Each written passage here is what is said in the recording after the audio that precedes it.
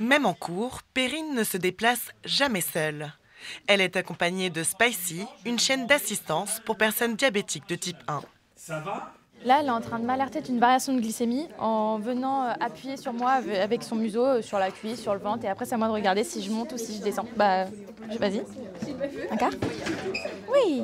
Et après, on récompense toujours pour leur donner envie de continuer. Avec son odorat, ce labrador sent les variations de glycémie 20 minutes avant les capteurs. Un compagnon à 4 pattes qui lui permet de suivre les cours en présentiel pour le plus grand bonheur de sa classe. Ça a apporté une petite touche sympa au cours et c'est vrai que ça canalise un peu tout le monde, j'ai remarqué. Ça donne une attention différente quand le chien se met en mouvement, etc. Et je trouve que ça nous a attendris dès le début et ça apporte une osmose dans la classe très, très sympa.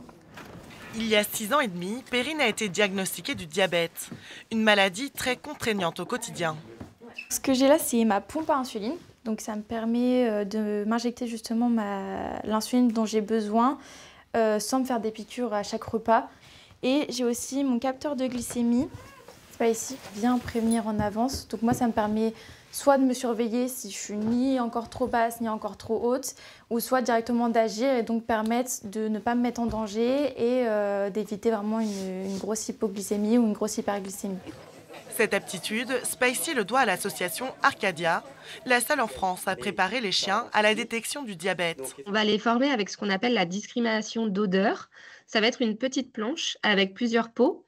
Et en fait, on va mettre dans un seul pot une odeur d'hypoglycémie. Donc, le chien, il va apprendre à reconnaître cette odeur. Donc, dès qu'il sera sur l'odeur, on va le récompenser avec une récompense alimentaire. Au fur et à mesure, il va apprendre que c'est cette odeur-là à laquelle il doit réagir. Depuis sa création en 2015, l'association a formé une 50aine de chiens comme Spicy pour des enfants et de jeunes adultes diabétiques.